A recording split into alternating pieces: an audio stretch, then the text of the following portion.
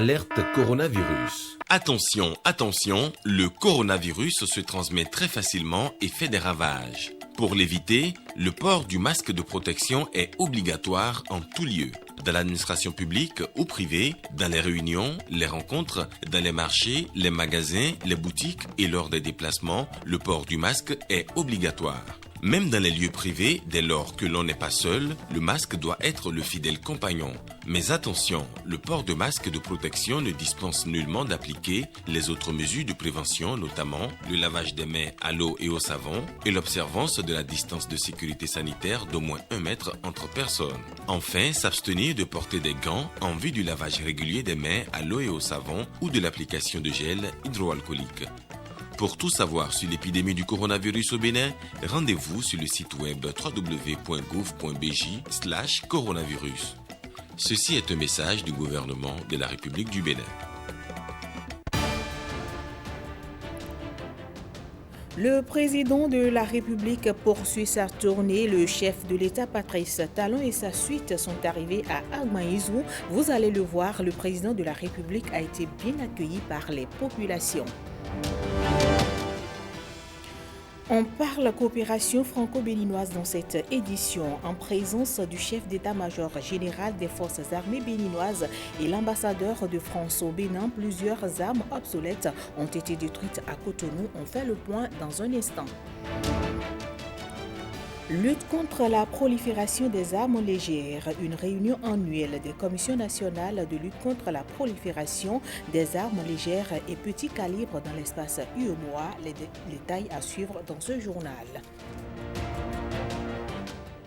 Bienvenue à vous, mesdames et messieurs, si vous nous rejoignez. Le président Patrice Talon et sa suite sont arrivés à Agmaïzou. La commune naguère encore enclavée est désormais traversée par une route nationale en cours d'achèvement.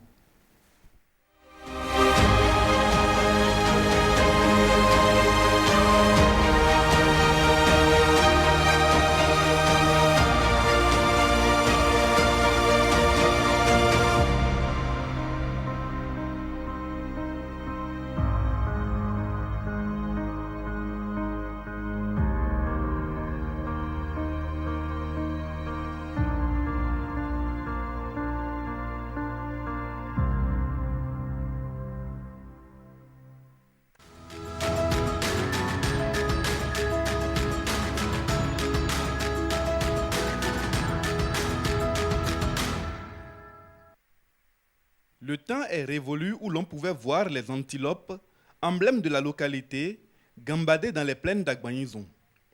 Si la cité a voulu conserver le souvenir nostalgique de cette époque, les bovidés sauvages ont depuis cédé la terre aux humains et à l'urbanisation.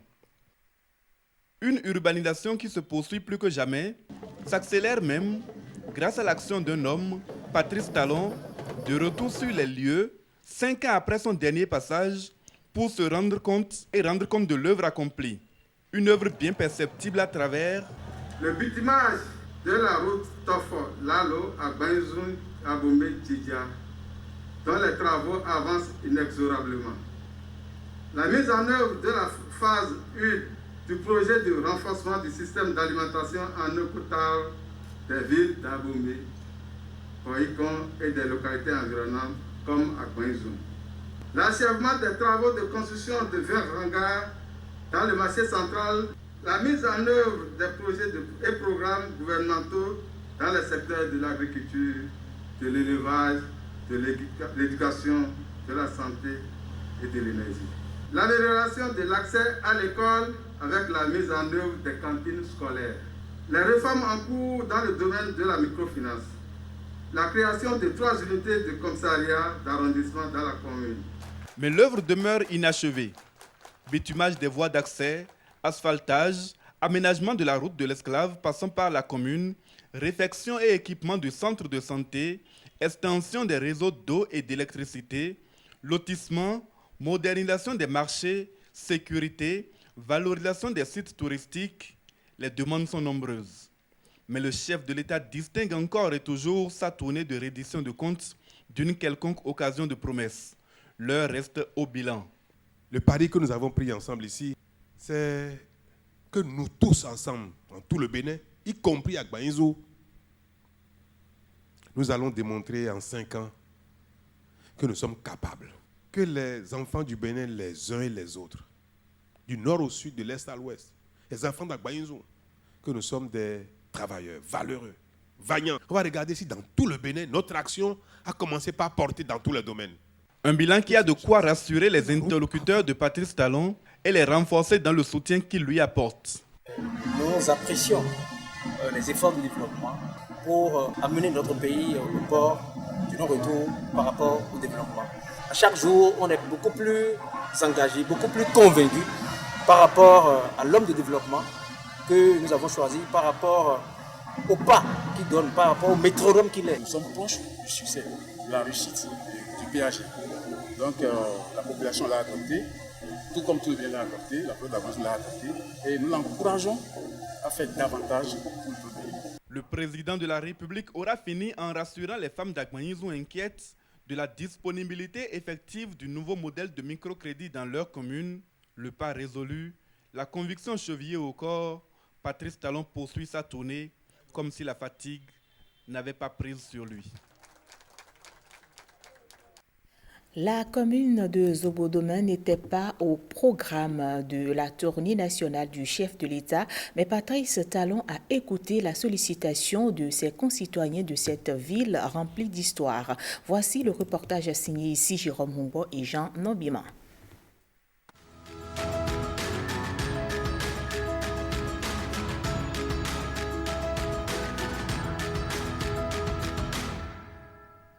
Vous êtes venus nous visiter un soir, une nuit, en pays fond. C'est une marque de confiance.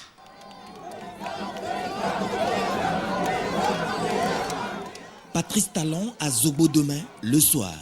L'historique marque de confiance est renouvelée. Traduire un projet de société en programme d'action. L'exécuter et venir rendre compte à ses mandants. Cette démarche du chef de l'État, ses concitoyens de Zobodoma la qualifient d'exemplaire.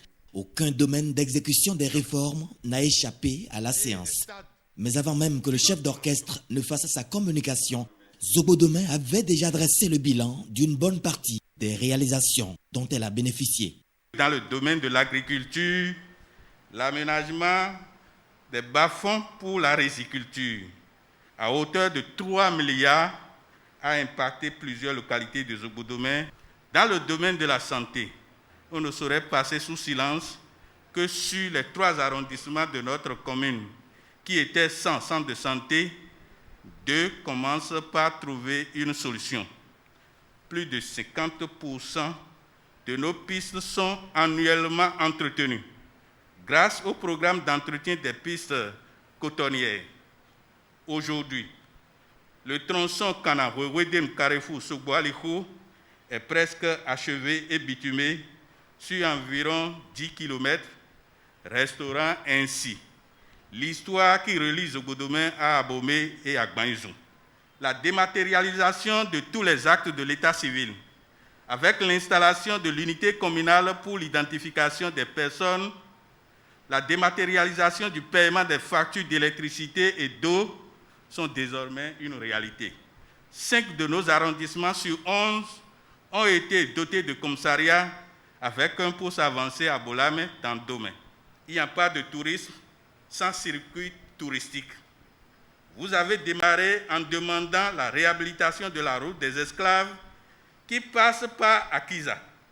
Les populations de Zobodoma et du plateau de Dahomey vous demandent de poursuivre l'œuvre par l'aménagement de la route de la résistance qui mène de Kana à Kokissa au bord du fleuve Wémé. Le défi majeur de Zobodoma reste le développement du tissu économique pour sortir les jeunes du chômage. Plus rien ne sera comme avant et progressivement, les vides seront comblés, a rassuré Patrice Talon. Son passage à Zobodoma n'a laissé l'ombre d'aucun doute sur son engagement à restaurer les acquis et les glorieux vestiges historiques de cette terre. La population de Zobodoma a compris d'ailleurs d'avance et le président est revenu sur beaucoup de précisions et nous avons compris que depuis près de 5 ans, le pays était en chantier. Et la démarche que le président a adoptée doit être un exemple pour tout homme bien organisé dans sa société. Et nous avons compris que si il faut bien gérer, il faut d'abord un temps pour planifier les choses, il faut un second temps pour les exécuter et un troisième temps pour venir rencontrer ceux pour qui on travaille. Et c'est ceux-là qui nous donnent encore des directives pour qu'on puisse améliorer ce qui n'a pas été bien fait. Il a eu l'humilité de dire exactement ce qui ne va pas et ce que le peuple constate. Tout est très bien et tout a suivi son PAG normalement. C'est avec satisfaction que j'ai participé à cette séance. On avisera. Et pour témoigner toute sa confiance renouvelée, Zobo Demain, par cette offre artistique, invite Patrice Talon à prendre la force, la sérénité et l'assurance de l'éléphant pour avancer et construire les balises solides pour le développement du Bénin. Patrice Talon a également foulé la capitale de l'ancien royaume d'Anromain. Un accueil des grands jours lui a été réservé par les filles et fils d'Abomey. C'était pour remercier le président de la République pour la métamorphose connue par leur cité en moins de 5 ans. On fait le point avec William Tchouki et Mathieu Sokenou. Regardez.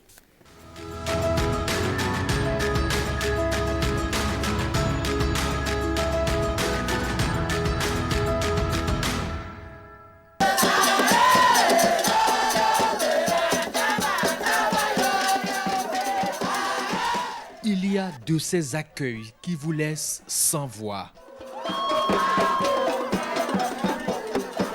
Une hospitalité légendaire des anciens royaumes africains à Abomey, c'en est un.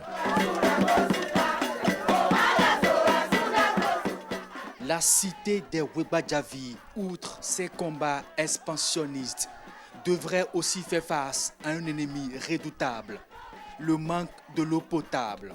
Un ennemi qui est vaincu des siècles après par Patrice Talon.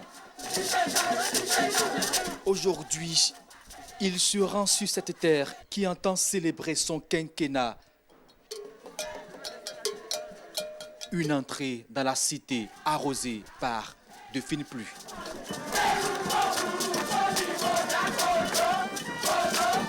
Ancienne capitale du royaume du Dahomey, Abomey aujourd'hui, chef-lieu du département du Zou, retrouve grâce aux actions du PAG sa grandeur. Nous pouvons affirmer que la métamorphose qu'impriment vos nombreuses actions force l'admiration. Monsieur le Président de la République, tous les Webadjavi, par ma voix, vous disent un grand merci. Merci pour votre détermination dans la lutte implacable contre la corruption, le régionalisme, l'injustice, tant de fléaux qui constituent un frein au développement harmonieux de nos régions respectives. La restauration du patrimoine matériel et immatériel à travers l'épopée des Amazones, la réhabilitation des anciens palais royaux, véritable vestige du passé glorieux du royaume du Dahomey. Un ensemble de réalisations qui redonne à cette ville-musée tout son attrait touristique. La mise en œuvre de ce projet sera à l'origine de la révolution culturelle et touristique de la ville d'Abomey, qui se révélera davantage au monde entier, ce qui induira inéluctablement la question des structures d'accueil répondant aux normes internationales. Toute la population d'Abomey, par ma voix, vous est reconnaissante pour la prise en compte de la ville d'Abomey dans le projet inédit dénommé Asphaltage, dont la première phase en cours d'achèvement a pris en compte un linéaire de 17 km sur les 50 prévus, mais étendu à environ 70 km. Ce projet rétablit peu à peu notre ville dans ses attributs de ville historique, touristique et chef-lieu du département du Zou. Une œuvre titanesque réalisée sur le plateau d'Abomey. Des prouesses qui indiquent à raison que le meilleur reste à venir. J'aime dire que les grandes nations, les grands hommes, c'est ceux qui sont capables de sortir des difficultés, de leurs travers et de s'améliorer, de devenir grands. Le Bénin a connu un passé difficile qui certes ne nous honore pas. Mais c'est nous-mêmes, c'est notre passé. Nous assumons. Nous avons été capables de faire cette mutation, de faire cette transformation tous ensemble, y compris ceux qui ont été les plus concernés par ces travers. Mais ils sont aujourd'hui concernés également par la mutation, par ce changement qu'on observe. C'est la marque des grands hommes, c'est la marque des grands peuples. Et j'en suis fier. Et pour remercier Patrice Talon, les Wagwadjavi ont une manière particulière des chants et des louanges. Do mi do nu adivi chagolo adimayo mone ono kuna jadi do jagola no to ekaso odo mi do na divi chagolo adimayo mone. En moins de 5 ans, Abomey a fait peau neuve et ses fils ont cru enfin qu'on peut rompre avec le cycle de la honte et de l'incapacité au Bénin. Cette journée du samedi 28 novembre 2020 a vu Patrice Talon parcourir certaines villes dans le zoo. Le ministre porte-parole du gouvernement énumère ses constats au terme des différentes séances. Voici le point. Ce que j'observe, c'est que les populations des localités visitées aujourd'hui, à savoir Djidja, Agbaïnzou, Abomey et puis Zobodomé, se sont déjà appropriés le programme d'action du gouvernement, se sont appropriés les résultats obtenus et ont permis au président de la République d'aller plus loin dans l'explication des motivations de nos grandes réformes. La chose est comprise. Cela veut dire que ces populations suivent et elles sortent de plus en plus massivement pour témoigner de l'intérêt et de la pertinence de la démarche. C'est devenu une communion entre le président de la République et ses concitoyens et ses compatriotes, une communion qui a fait confesser le président de la République que nous ne construisons plus une nation, nous sommes déjà une nation. Donc, c'est une communion entre le Père de la Nation et la nation qui a juste aujourd'hui besoin d'être consolidée matériellement, structurellement. Autrement dit, pour le président de la République, qui a été compris par nos compatriotes, nous avons aujourd'hui juste besoin de nous doter des structures, des moyens de développement, de nous approprier la gouvernance qu'il imprime afin que, quel que soit celui qui lui succédera, le Bénin continue la marche qu'il voudrait irréversible vers le développement, vers la construction d'un grand pays. Je crois que c'est ce qu'il y a lieu de retenir aujourd'hui et je pense que la pertinence de la démarche du président de la République se confirme davantage quand je vois que la tournée projetée pour visiter 54 localités voit s'accroître les communes qui demandent et qui redemandent. Quand je vois les gens qui sortent malgré les alertes et les avertissements que nous donnons, cela veut dire que le peuple du Bénin est debout et a adhéré au président de la République, a adhéré à la vision de développement proposée par le président de la République et son gouvernement. Et je crois que c'est une très bonne chose, c'est à saluer et nous ne pouvons qu'encourager le président de la République à conserver ce pas alerte pour faire le tour. 54 localités prévues pour être visitées, on en a rajouté 6 ou 7 déjà. Donc nous sommes déjà à 60 et la demande fuse de partout. On ne fera pas de frustrés et je crois que le président a l'énergie qu'il faut pour parcourir le reste des communes de notre pays, pour dérouler la reddition des comptes et dérouler cette communion.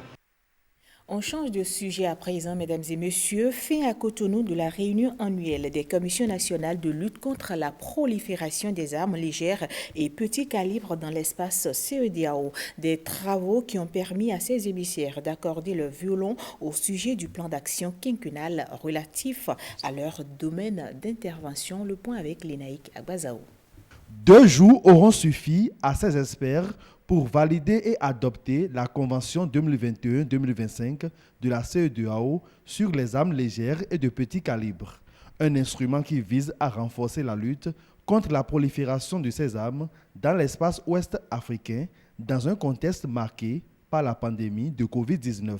L'innovation majeure, c'est de tenir compte dans la mise en œuvre de ce plan quinquennal de la pandémie de Covid-19 qui a ralenti toutes les activités. Mais aujourd'hui, la pandémie est là, il faut être résilient, il faut faire face et en même temps qu'on lutte contre la prolifération des armes, en même temps, on doit lutter aussi contre la pandémie. Donc c'est l'innovation majeure, il faut respecter les gestes barrières. C'est ce que nous allons intégrer dans nos différents messages de sensibilisation. Parce qu'en fait, les commissions nationales au niveau de chaque État, on n'a pas un pouvoir coercitif. Notre arme pour désarmer, si je peux m'exprimer ainsi, c'est la sensibilisation, c'est l'éducation. Et donc quand tu sensibilises, tu vas vers les populations. En même temps, il faut intégrer les mesures barrières quand on va rencontrer les gens. Nous intégrons la dimension de la pandémie dans nos différentes activités, notamment dans les activités de sensibilisation à l'endroit des populations sur les dangers liés à la détention illicite et au commerce illégal des armes. En intégrant la façon dont les conséquences de la pandémie sont drastiques pour les populations, c'est la même chose, c'est la même conséquence pour les armes. Les armes causent plus de dégâts que les maladies, raison pour laquelle nous essayons d'harmoniser nos différentes activités ou d'adopter nos différentes activités avec l'évolution de la pandémie. L'accompagnement des partenaires s'avère nécessaire pour une mise en œuvre efficace de la convention validée, raison pour laquelle les échanges se sont déroulés en leur présence. On a un projet avec le Fonds européen de développement. C'est un fonds fiduciaire qu'on appelle le 11e FED. C'est dans le cadre de sa mise en œuvre qu'on a validé ce plan quinquennal. Et les partenaires sont présents. Ça va nous permettre de mobiliser les ressources parce qu'il est évident qu'il est bien de faire un plan, mais encore il faut trouver des ressources pour essayer de le mettre en œuvre. Les partenaires sont là pour nous accompagner dans la mise en œuvre des différents programmes et des différentes activités qui sont prioritaires et préconisées dans ces plans d'action. Nous profitons de ces différentes rencontres-là pour faire des plaidoyers auprès des autorités afin que les commissions nationales puissent avoir un ancrage conséquent et un budget conséquent pour la mise en œuvre des différentes activités. Seul l'aval des organes suprêmes de la CEDEAO est attendu pour l'application effective de la convention quinquennale validée ici à cette rencontre de Cotonou. La protection des domaines sur Internet reste indispensable pour mener les différentes opérations en toute sécurité. Le système des noms des domaines reste un important instrument de verrouillage afin de lutter contre toute forme de piratage. Des experts en informatique se sont retrouvés à Semes City à Cotonou pour échanger autour de cet outil de recherche. Le point avec Gilles Dansou. Le DNS, Domain Name System, système de nom de domaine en français. Ils sont ici en hackathon, un rendez-vous de spécialistes de l'informatique pour échanger, collaborer et approfondir les recherches en groupe. Il est question pour ces ingénieurs réseau, ingénieurs système, administrateurs réseau et autres profils de parcourir ensemble les modalités de protection des noms de domaine, examen et audit. Sur Internet, vous avez des liens des sites web. Donc, nous prenons par exemple le cas de semescity.bg, c'est un exemple que je donne. Mais derrière semescity.bg, il y a ce qu'on appelle les adresses IP. Donc, ce sont des adresses IP qui communiquent avec le serveur sur lequel se trouve le site de Semescity. Donc, lorsque vous tapez dans votre navigateur semescity.bg, derrière, il y a une recherche qui se fait et c'est l'adresse IP de Semescity qui est recherchée pour trouver le site de Semescity pour que vous puissiez voir. Donc, en fait, l'objectif de ce truc, c'est que derrière, ce qui fait le changement, ce qui fait la recherche, c'est le DNS. Donc, sans le DNS, nous allons nous perdre sur Internet parce que Internet ne saurait pas ce qu'il est. Sans le DNS, en fait, nous serons complètement à la ramasse. Des objectifs bien spécifiques sont visés, exemple à l'appui.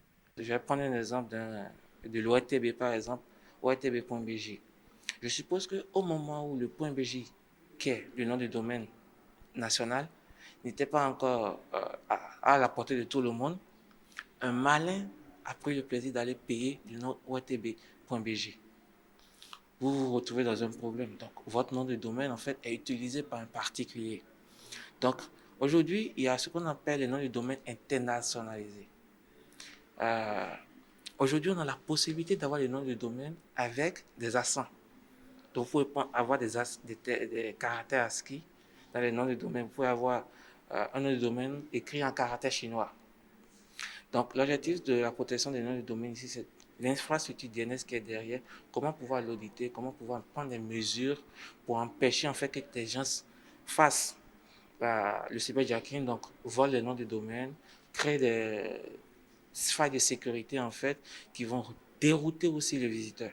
Des moments enrichissants vu la qualité des interventions et le contenu des différents modules présentés. Je l'annonçais en début de cette édition, en présence du chef d'état-major général des forces armées béninoises et de l'ambassadeur de France au Bénin, dont le pays est un partenaire pour l'opération. Plusieurs armes obsolètes ont été détruites jeudi dernier. C'est à Cotonou. Le point avec Lénaïque Abazao et Simon Villon.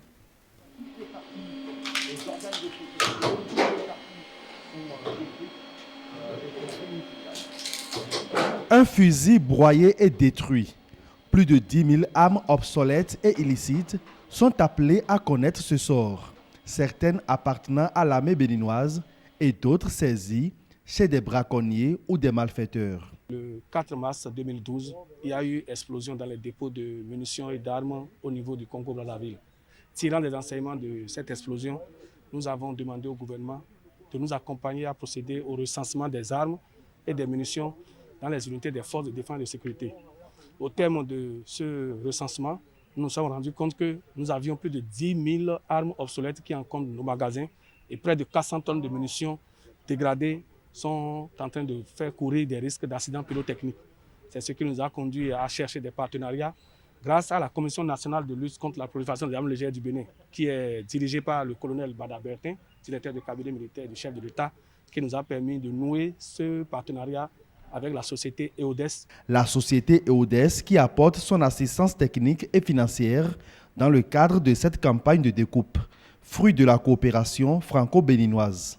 Au titre du partenariat qui existe dans bien des domaines entre les forces armées béninoises et puis la France a décidé de soutenir un programme qui consiste d'une part à détruire les armes obsolètes, c'est ce que nous avons vu ce matin, et c'est une société française, EODEX, à qui a été confié ce travail d'accompagnement, parce qu'en réalité, ça a été fait par les forces armées béninoises, mais il y a un travail de formation, d'accompagnement qui a été fait, et je suis très heureux de l'accueil qui m'a été réservé et de la force de ce partenariat qui existe dans une mission qui est vraiment une mission de paix et de sécurité. Cette opération contribue à l'assainissement des stocks d'armes et au renforcement de la sécurité publique. Si les armes n'étaient pas détruites, elles peuvent faire l'objet de détournement ou de trafic illicite. Quand on voit les actes de braquage qui s'opèrent de part et d'autre, mais qui ont diminué sensiblement grâce au dynamisme de la police républicaine qui se compose aujourd'hui de l'ex-gendarmerie et l'ex-police nationale, je crois que la meilleure méthode, les bonnes pratiques exigent que lorsque vous avez un surplus d'armement ou de munitions, il vaut mieux procéder à sa destruction pour ne pas exposer les personnels à des fins non désirées. Toute structure qui produit des déchets est responsable de son élimination. Nous avons signé un contrat avec la société Energip pour procéder à l'élimination de ces déchets métalliques qui ont été produits. Après les armes à feu obsolètes, 400 tonnes de munitions dégradées vont être aussi détruites. Une opération inscrite également au calendrier de cette campagne de découpe. Faire inscrire au patrimoine mondial de l'UNESCO des biens et des sites touristiques africains, les acteurs en font désormais leur cheval de bataille. À Porto-Novo et pendant 3 semaines de cours, les professionnels des 6 pays francophones ont vu leur capacité se renforcer en matière de montage de dossiers à inscrire sur la liste à patrimoine mondial. Le point avec Brice Ombo, Firmin Bassao. Ils sont désormais outillés pour faire inscrire sur la liste du patrimoine africain des dossiers dignes du nom des biens et sites touristiques africains. Eux, ce sont des professionnels du domaine venus de 6 pays francophones. Pendant 3 semaines, ils ont tourné et retourné les 9 champs d'information qui composent un dossier d'inscription à l'UNESCO. Le tout sur fond d'une sortie pédagogique qui a permis aux participants de visiter les palais royaux d'Abomey et une partie de la vallée de l'Ouémé. Satisfaits de la qualité de la formation reçue, nous, participants au 7e cours régional francophone sur l'élaboration des dossiers d'inscription sur la liste du patrimoine mondial, exprimons nos sincères remerciements au gouvernement béninois pour l'accueil réservé et l'accompagnement durant notre formation. Si l'Afrique est le berceau de l'humanité, alors le Bénin est aussi le berceau du renforcement des capacités des professionnels pour la gestion et le développement du patrimoine africain. Que la suite de cette formation se matérialise à travers des inscriptions au patrimoine mondial. Je crois que c'est intéressant et l'Afrique a beaucoup de choses à offrir. Malheureusement, nous n'avons pas toujours fait les actions nécessaires pour en inscrire au maximum. Nous avons du patrimoine, nous sommes riches, ayons confiance en nous-mêmes, battons-nous pour que les gens nous connaissent tels que nous sommes et surtout qu'ils soient obligés de nous respecter parce que le respect se mérite. Avec ce 7e cours régional francophone, la valorisation et la préservation seront désormais du concret, ceci grâce à l'appui du gouvernement qui entend faire du Bénin une destination touristique pour une nouvelle alternative économique. En se portant candidat pour abriter cette édition, le Bénin, mon pays, entendait juste et en toute logique contribuer au débat sur la problématique de l'amélioration de la présence quantitative et qualitative des pays africains sur la liste du patrimoine mondial. 6 pays francophones ont pris part à ce rendez-vous, à savoir les îles Comores, le Burkina Faso, le Cameroun, le Mali, la République démocratique du Congo et le Bénin. Et c'est sur ces images que nous refermons ce journal. Mesdames et messieurs, merci de votre aimable attention et bon appétit à vous si vous êtes à table.